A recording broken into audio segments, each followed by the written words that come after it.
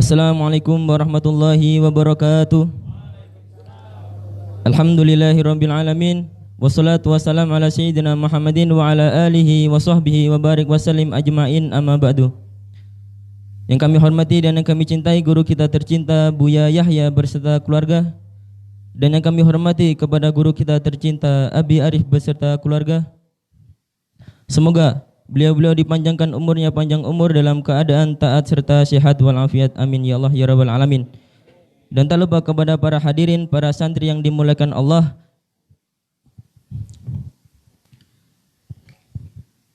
serta para pemirsa dimanapun Anda berada. Alhamdulillah, pada sore hari ini kita dimudahkan oleh Allah untuk berkumpul di majelis yang mulia ini, yang tentunya untuk mengaji kitab Hidayatul Hidayah yang tentunya akan disampaikan oleh guru kita tercinta Abi Arif. Baik, untuk mempersingkat waktu, kepada guru kita tercinta Abi Arif dengan segala hormat kami persilahkan. Sallu ala Nabi Muhammad. Sallu ala Nabi Muhammad. Udkuru salata ala Nabi Muhammad.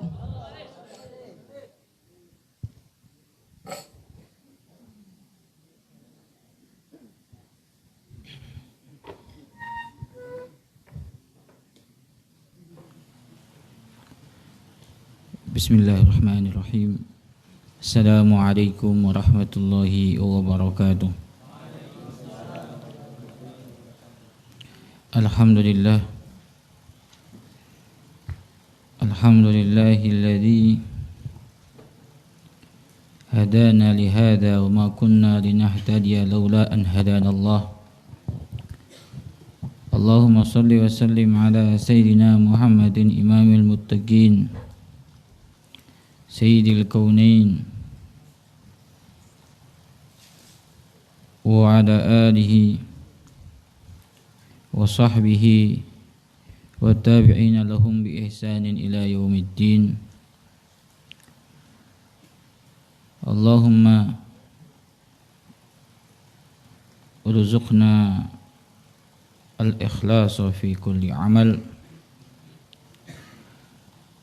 Allahumma anfa'na bima 'allamtana wa 'allimna alladhi ma yanfa'una. Allahumma rzuqna at-taubata qabla al-maut wa syahadata 'inda al-maut wal jannata ba'da al-maut, amma ba'd. Alhamdulillah, kita dimudahkan oleh Allah Subhanahu wa taala untuk kembali bersama belajar dengan Al-Imam Al-Ghazali. Mudah-mudahan ilmu yang kita dapatkan diberikan keberkahan oleh Allah Subhanahu wa taala, dan kita dijadikan oleh Allah orang-orang yang ikhlas di dalam segala amal perbuatan kita, dan selalu dijaga kita dalam kebaikan. Amin ya rabbal alamin.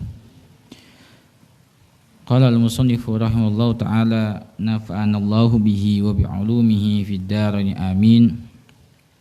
Bab adab ma baina tulu'i syamsi ila zawal ila anqal. Kita sampai kepada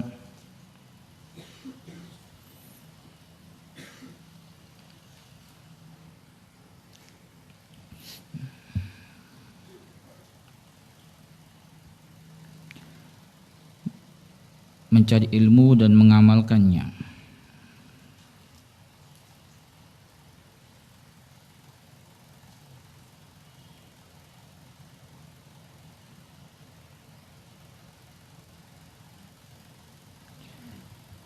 Sampai kepada fa in da'atka nafsuka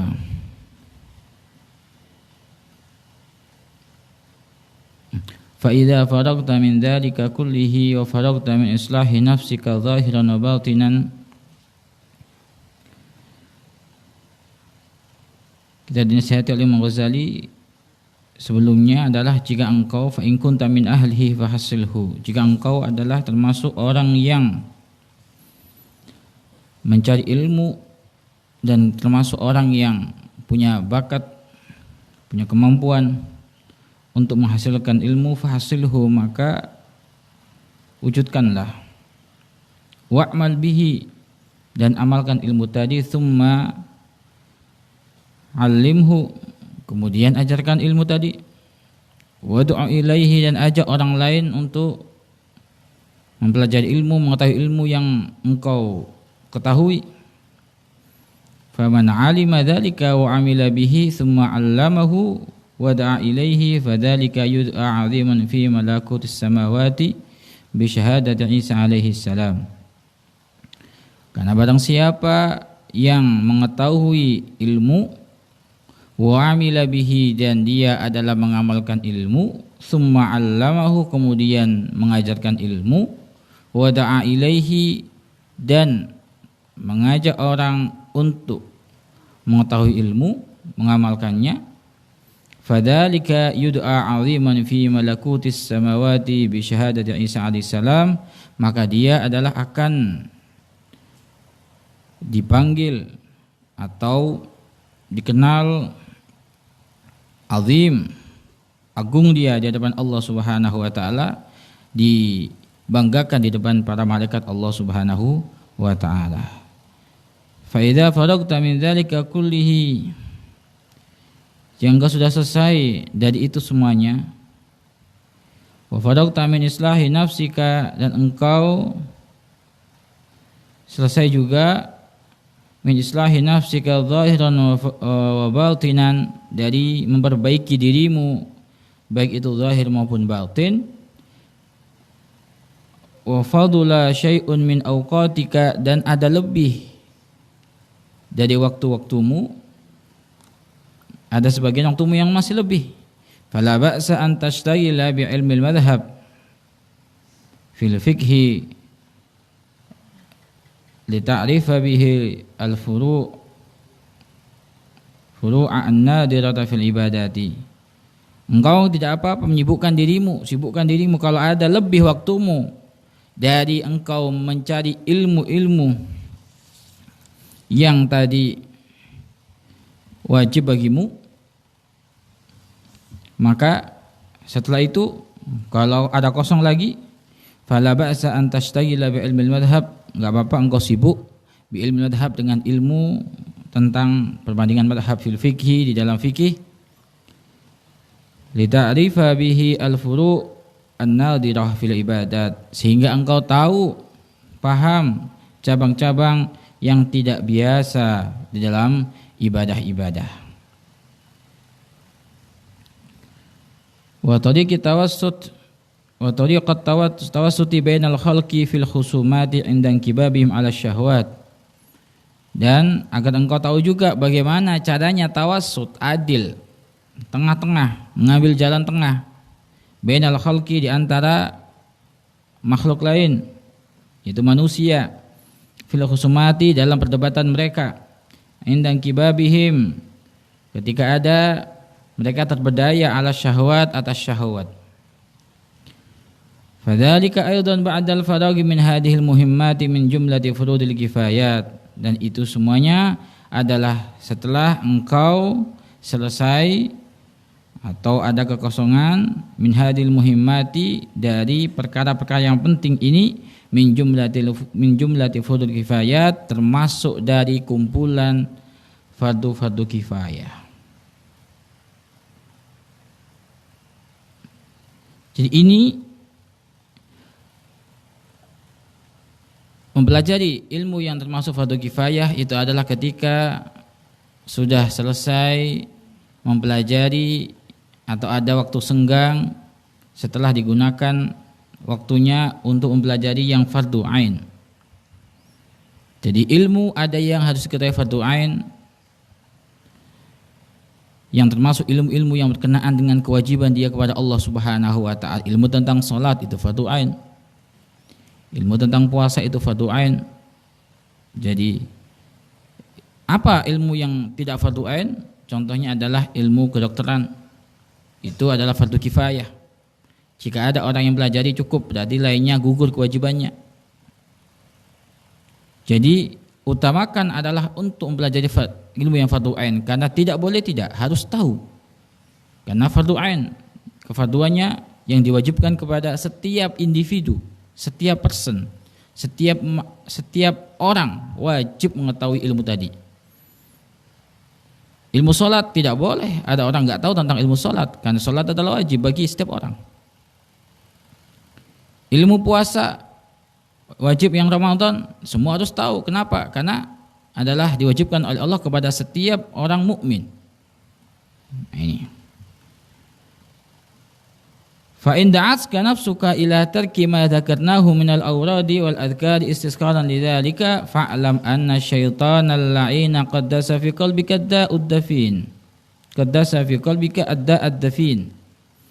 Jika dirimu mengajakmu ila tarki ma dzakarnah, jika dirimu mengajakmu untuk meninggalkan apa yang kami sebutkan yang kemarin. Apa yang disebutkan oleh Imam Ghazali dari awal adalah bagaimana engkau melatih dirimu untuk melakukan perbuatan-perbuatan taat kepada Allah Subhanahu wa taala. Dimulai dari yang kecil.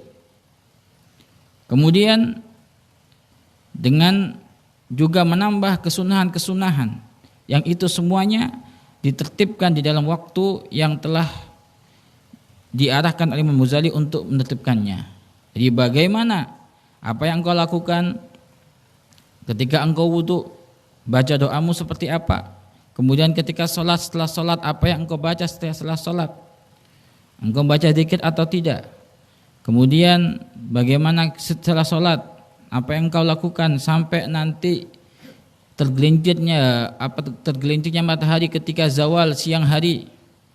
Nah, jika fa in da'atka nafsuka ila tarki ma dzakarna, jika dirimu ada bisikan atau ajakan untuk meninggalkan apa yang kami sebutkan dari wirid, dari zikir, istisqalan lidzalika, karena merasa berat dengan kegiatan itu semuanya, rangkaian itu semuanya, fa'lam anna syaitanal la'ina qaddasa fi qalbika da'ad dafin.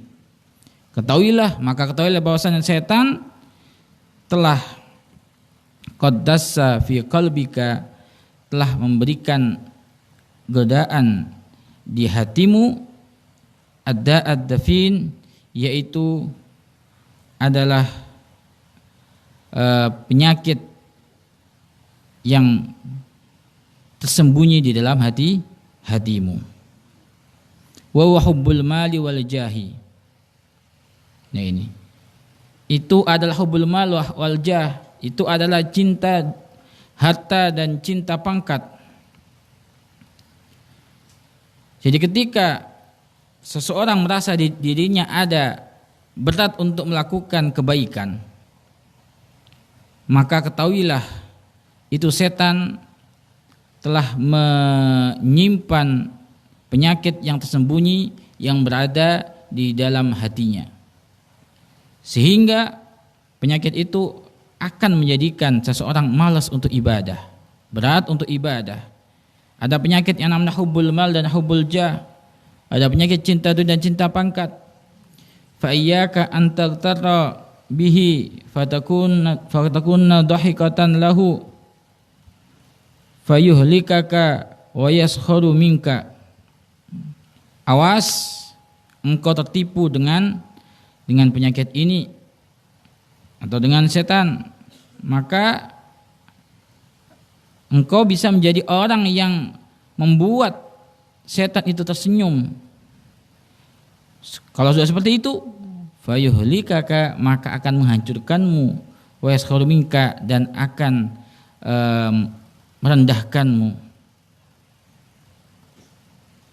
Fa in jarrabta nafsaka muddatan fil awradi, jika engkau mencoba dirimu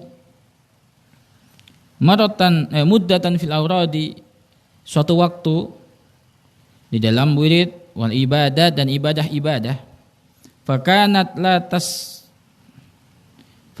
la tastaskiluha, ternyata dirimu itu tidak merasakan berat, kasalan anha, karena malas, tidak merasakan berat karena malas. Lakin zaharat raubatuka fi tahsil ilmi nafi, akan tetapi ternyata semangatmu untuk mendapatkan ilmu yang manfaat, walam turid bihi illa wajhallahi ta'ala, dan engkau tidak inginkan kecuali hanya untuk Allah, wa darul akhirata, dan hari akhir, yaitu akhirat, fadzalika afdalu min nawafil ibadah, itu adalah lebih utama dari ibadah-ibadah yang sunnah, mahma sahhatin niyatu, selama niat itu benar. Walakin asya'nu fi sihhatid dunya fa illam tasihha fa huwa ma'dinu wurudil juhali wa mazillati aqdamir rijali. Akan tetapi yang menjadi pembahasan pokok utama adalah di dalam fi sihhatin niyati, di dalam benarnya niat. Walau fa illam tasihha, jika memang niat itu enggak benar, maka itu adalah tempat tertipunya orang-orang bodoh dan tempat orang-orang yang merasa dekat dengan Allah itu adalah tergelincir. Jadi ada keadaan orang itu merasa berat untuk melakukan kebaikan. Berarti di dalam hatinya sudah tertipu oleh setan. Kenapa? Karena berarti dia melakukan semuanya itu jika merasa berat untuk melakukan kebaikan di hatinya, maka kata Imam Ghazali ada penyakit yang menjangkiti hatinya sehingga dia tidak semangat untuk melakukan ibadah kepada Allah Subhanahu wa taala. Ada hubbul mal di situ. Karena ibadahnya mungkin tidak menghasilkan harta, tidak menghasilkan pangkat, sehingga dia tidak kebayang akan mendapatkan untung dengan ibadahnya. Dan ada juga orang yang ketika melakukan ibadah itu semangat, nggak males. Itu adalah baik baginya selama niatnya adalah benar. Kalau sudah niatnya salah, maka itu juga nggak akan selamat, kata Imam Ghazali. Kalau sudah niatnya salah, maka itu termasuk contoh orang bodoh yang ketipu atau orang ahli kebaikan yang dia adalah juga terpleset. Kenapa? Merasa dia sudah dekat dengan Allah Subhanahu wa taala dengan ibadahnya, akan tapi sebenarnya Allah tidak melirik ibadahnya. Kenapa? Enggak ikhlas karena Allah Subhanahu wa taala. Niatnya enggak benar. Ada orang salatnya rajin, baca Qur'annya rajin. Udah pokoknya apapun perkara sunnah dilakukan oleh dia. Tapi ternyata dia kelewat, tidak menjaga niatnya untuk Allah Subhanahu wa taala. Maka ibadahnya tidak akan dilirik oleh Allah. Karena ibadah seseorang itu akan diantar oleh malaikat menghadap Allah Subhanahu wa taala. Dan di dalam menghadap Allah mengantarkan pahala ibadah itu ada tahapannya.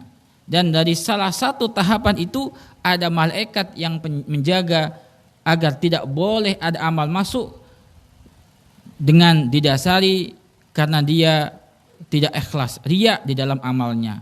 Kalau sudah tidak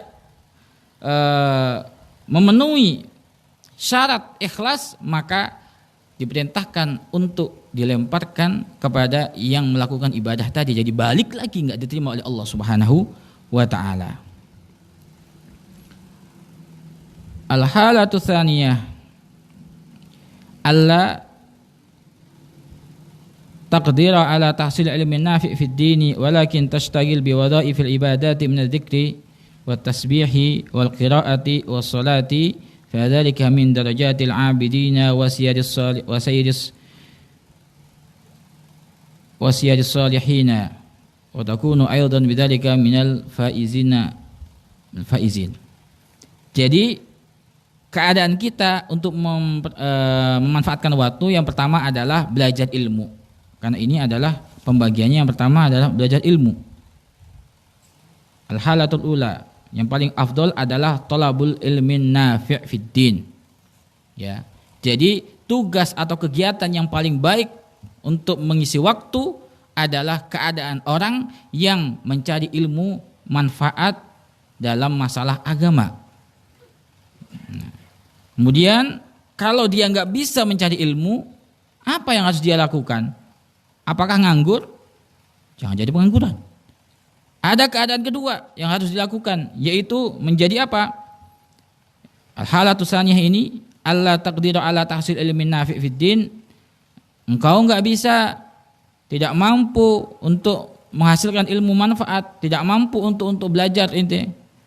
Mungkin dia mungkin dengan keadaan dia enggak bisa lagi untuk mencari ilmu agama. Sebagaimana walakin tashtagila bi wadhaifil ibadati, akan tapi engkau menyibukkan dirimu dengan wadhaifil ibadat, dengan kegiatan-kegiatan ibadah.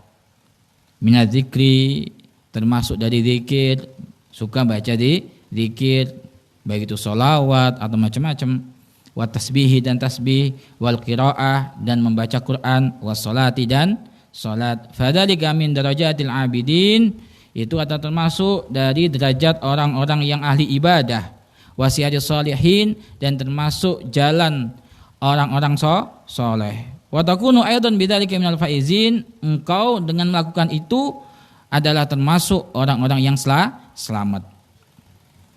Ini keadaan yang kedua. Keadaan yang ketiga, al-halatu tsaniyatu.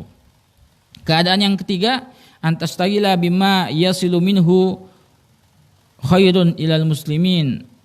Engkau menyibukkan dengan sesuatu, dengan kebaikan, ya, yang menghasilkan kebaikan bagi orang-orang muslim. Wa yadkhulu bihi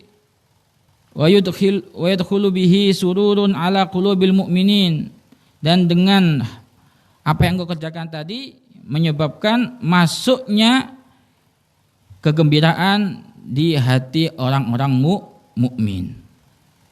Au yatayassaru bihil a'malu shalihatu lis-shalihin, atau dengan sebab apa yang kau lakukan menjadi mudah perbuatan-perbuatan soleh bagi orang-orang soleh. Seperti apa? Ka khidmatil fuqaha, seperti membantu ahli fikih, wasufiyah, dan membantu orang sufi, orang-orang soleh, wa ahli din, dan ahli agama, wa taraddudi fi asghalihim, dan keluar masuk dengan pada dalam kesibukan mereka, wa sa'i fi it'amil fuqara wal masakin, dan melakukan perbuatan apa itu?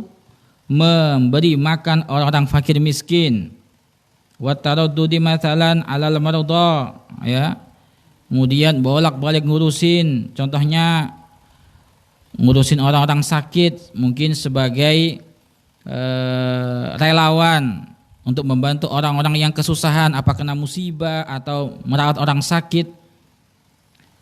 Bil iyadati, ya, sering jenguk, ya, kerjaannya ngaji enggak, tapi suka keliling nengok orang-orang sakit, memperhatikan mereka. Wa 'alal janaizi bitasyi'i, dan kalau dengan jenazah dia suka apa? Suka ikut menyiapkan persiapan jenazahnya. Fa kullu dzalika afdalu minan nawafil, itu semuanya juga lebih utama daripada melakukan ibadah-ibadah sunnah, salat-salat sunnah. Fa inna hadhihi ibadatun wa fiha rifqun lil muslimin, karena sesungguhnya apa yang tadi disebutkan itu juga ibadah, dan di situ ada bentuk kasih sayang kepada orang-orang muslim. Jadi kalau orang itu enggak bisa mencari ilmu karena mungkin ada keterbatasan dalam dirinya, kemudian dia juga bukan orang yang betah untuk sholat lama-lama, atau mungkin juga enggak betah untuk baca Quran lama-lama, dia milih keadaan yang ketiga, yaitu dia akan menjadi penyebab kebaikan bagi orang lain. Khidmah kepada ulama, ikut membantu kegiatan kebaikan-kebaikan yang lain, atau kemudian perhatikan fakir miskin, orang-orang sakit diperhatikan oleh dia, itu adalah pekerjaan yang lebih afdol, lebih utama daripada melakukan perbuatan sunnah, untuk yang sunnah itu terbatas dilakukan oleh dirinya sendiri. Karena ini ada makna menyenangkan orang lain. Jadi idkhalus surur menjadi penyebab masuknya kebaikan atau masuknya kesenangan, kegembiraan kepada orang-orang mukmin itu adalah ibadah. Menjadi penyebab orang adalah gembira adalah ibadah. Jenguk orang sakit itu ibadah. Suka nolong orang lain itu ibadah. Jadi menjadikan orang gembira, senang dengannya itu ibadah.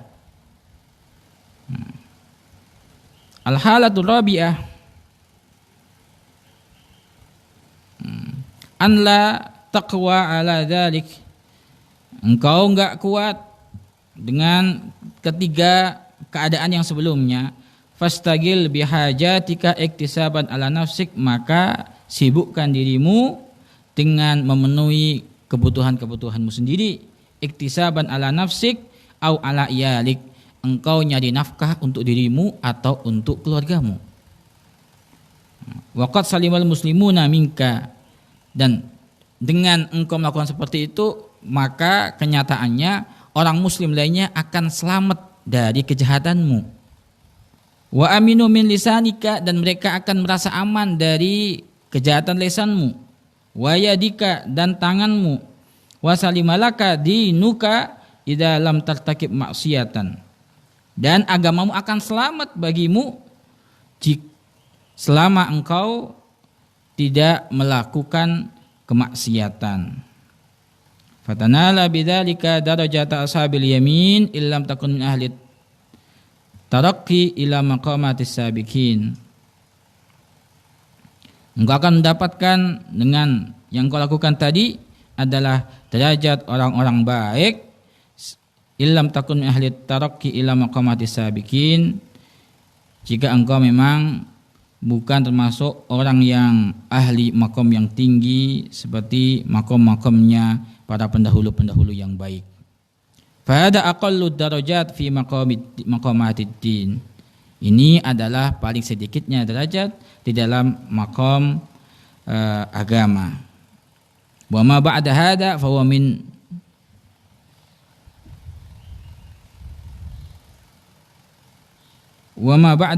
huwa min marad isyayatin. Setelah itu, nah, kalau sudah tidak di posisi yang keempat ini, maka akan menjadi bala tentara setan. Jadi pembantu setan. Jadi empat keadaan ini menjadi pilihan bagi kita untuk mengisi waktu kita. Yang pertama, mencari ilmu yang manfaat. Ilmu agama yang manfaat, yang bisa diamalkan, kemudian diajarkan kepada orang lain dan digunakan untuk mengajak kebaikan. Kalau nggak bisa gitu, maka harus menjadi yang kedua. Pilihan kedua adalah yang menyibukkan dirinya melakukan ibadah. Kalau nggak bisa menjadi ahli ilmu, jadilah ahli ibadah yang menjaga niat tentunya. Kalau nggak bisa menjadi ahli ibadah yang tekun dalam ibadahnya, udah pokoknya mulai pagi sampai selesainya selesainya waktu, sampai zawal, sampai tergelincir matahari, dia ibadah terus, sholat, baca Quran, macam-macam. Kalau itu nggak kuat, maka engkau bisa milih yang ketiga, yaitu menjadi orang yang menjadi penyebab kebaikan bagi orang lain, membantu sesama, memperhatikan orang sakit, ya, ngasih makan orang fakir miskin, nah ini. Atau menjadi orang yang khidmah kepada orang-orang soleh, orang ahli ilmu, ya. Kalau misalkan ada majlis, kemudian dia jadi khodim sebagai pembantu di majlis itu, nyiapkan, merapikan dan semuanya, ya. Itu keadaan yang ketiga. Keadaan yang keempat adalah kalau itu nggak kuat itu, maka jadilah orang yang menyibukkan diri untuk memenuhi kebutuhannya sendiri. Cari nafkah, kerja kamu. Gak bisa anteng ibadah full mulai subuh sampai zawal. Gak kuat dia ibadah terus. Gak kuat juga untuk membantu orang lain. Maka minimal adalah sibukkan dirimu dengan kegiatan yang tidak menyakiti orang lain. Kerja kamu, kata Imam Ghazali, untuk memenuhi kebutuhanmu, memenuhi kebutuhan keluargamu. Sehingga kalau engkau isi dengan hal seperti itu, maka engkau tidak akan menyebabkan kejelekan bagi orang lain. Orang pun tidak akan merasa sakit dengan lesanmu karena engkau gak ada waktu untuk gunjing orang lain.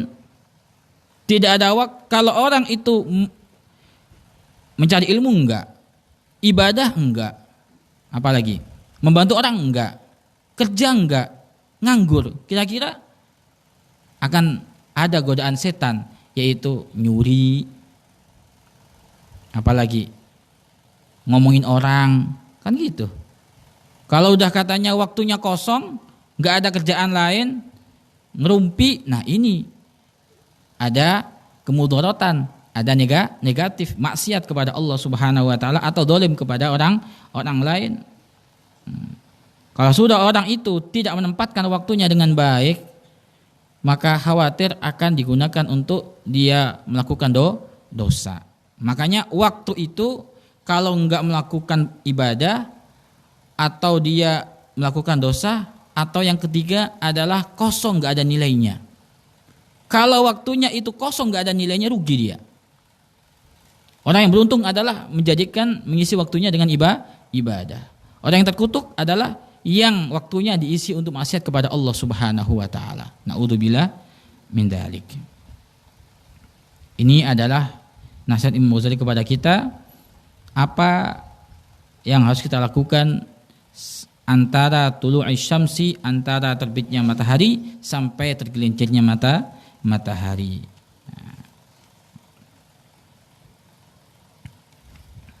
Wallahu a'lam bishawab.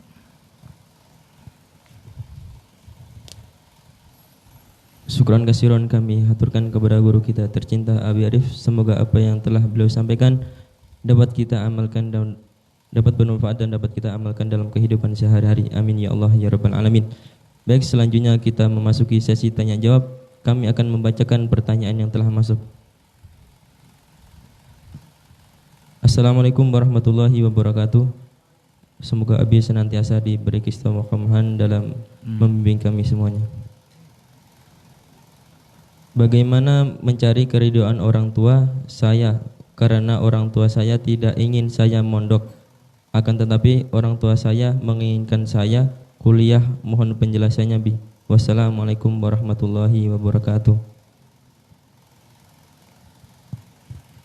Orang tua menginginkan dia tidak mondok dan disuruh kuliah.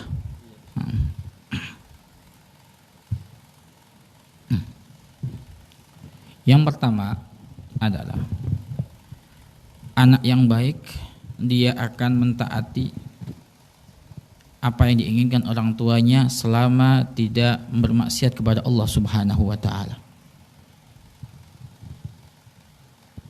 Karena perintah orang tua itu wajib. Walaupun itu perintah mubah jadi wajib kalau itu diperintah orang tua. Contoh misalkan, nak belikan gula, wajib bagi dia jadinya beli gula. Walaupun jual beli itu mubah. Selama tidak melanggar Allah Subhanahu Wa Taala. Kalau disuruh beli minuman keras ya jangan. Gitu. Terus bagaimana? Apakah saya tetap mondok dengan keinginan saya atau dengan keinginan orang tua untuk kuliah? Selama kuliahnya itu adalah kuliah yang benar, kuliah yang mengajarkan kebaikan, lingkungannya lingkungan baik, dan bisa menjaga akhlak di sana, baik itu akhlak secara zahir maupun akhlak secara batin, maka ikuti apa kata orang tua. Dengan di sela-sela kuliah ikut ngaji di tempat atau di ustadz yang memang akidahnya benar. Nah, karena menjadi baik tidak harus di pondok. Yang penting adalah mau untuk mencari ilmu agama, ilmu yang menjadikan dia bisa melakukan atau menunaikan kewajiban dia kepada Allah dan kepada sama manusia. Nah itu. Kadangkala ada juga orang yang Ada orang ibadah itu bisa jakan hawa nafsu. Seakan-akan baik, tapi ternyata itu adalah menantang atau durhaka pada orang tuanya. Bisa mending saya mau mondok, udah nggak mau sekolah. Nah, padahal kalau ingin mendapatkan kebaikan, maka ambillah dengan kebaikan. Kebaikan itu akan dianggap baik jika dilakukan dengan baik. Nah itu, tujuan baik akan dianggap baik jika melaksanakannya dengan baik. Tujuanmu untuk apa sih mondok? Jadi anak baik kan? Nah, makanya bisa ditempuh kalau orang tua pengen dia kuliah, maka sambil kuliah itu bagaimana caranya menjaga agar jadi anak baik. Nah, seperti itu. Jika ingin menyampaikan sesuatu kepada orang tua dengan cara baik, maka harus dipikir siapa yang akan menyampaikan ke orang tua keinginannya. Nah, seperti itu. Karena kadangkala orang tua akan menerima masukan itu bukan dari si anak, barangkali dari pamannya, dari orang lain yang dianggap oleh orang tua. Makanya dimusyawarahkan seperti itu. Intinya jangan langsung terang-terangan menolak keinginan orang tua, tapi bagaimana cara yang baik yang sekiranya jika kok kemudian orang tua merestui dia mondok, itu dengan cara yang baik, bukan paksaan, bukan memaksa orang tua menyetujuinya. Nah, seperti itu. Itu caranya. Jadi kuliah, selama kuliah itu bukan kuliah ilmu yang membuat maksiat, ya nggak masalah sebenarnya. Tapi di sisi lain jangan lupakan mencari ilmu agama yang wajibnya harus. Nah ini kuliah kan bukan 24 jam kan? Nah seperti itu. Wallahu a'lam bishawab. Mas, kita tutup dengan doa. Bismillahirrahmanirrahim. Allahumma shalli wa sallim ala sayyidina Muhammad wa ala ali sayyidina Muhammad. Allahumma arhamna wa la tu'adzibna wa ansurna wa la takhdhulna wa afina wa tumditna wa akuna duhina wa atin ta'alina innaka ala kulli syai'in qadir. Allahumma ya Rabb, berikan kami segala kebaikan di dunia dan di akhirat. Jadikan kami adalah orang-orang yang tulus dalam melakukan segala perbuatan ya Allah. Jagalah keikhlasan kami, jagalah ketulusan kami. Jadikan kami adalah orang yang saling mencintai karenamu dan berikan kami kemanfaatan dalam ilmu yang Engkau berikan kepada kami ya Allah. Dan jadikan ilmu itu bisa kami amalkan ya Allah. Dan ya Allah, jadikan kami adalah pejuang-pejuang kebaikan ya Allah. Jadikan kami adalah orang-orang yang bisa mewarisi perjuangan Rasulullah, yang bisa menebarkan kebaikan, mengajak orang kepada kebaikan. Dan ya Allah, jagalah kami selalu berada di tempat yang baik, dalam keadaan yang baik, bersama orang-orang baik. Dan kelak ya Allah, ketika kami Engkau matikan ya Allah, maka bangkitkan kami bersama orang-orang yang baik dan bersama orang yang paling baik ya Allah, yaitu Rasulullah sallallahu alaihi wasallam. Dan ya Allah, sembuhkan orang yang sakit ya Allah. Jika ada dari kami yang sakit, sembuhkan ya Allah. Jika ada dari kami yang punya hutang, mudahkan untuk bayar hutang ya Allah. Ampunilah segala dosa-dosa kami ya Allah. Dosa guru-guru kami ya Allah. Dosa orang tua kami ya Allah. Dosa para saudara-saudara kami ya Allah. Ya Allah, jadikan kami ya Allah kelak ketika Engkau cabut nyawa kami, mati dalam keadaan husnul khatimah.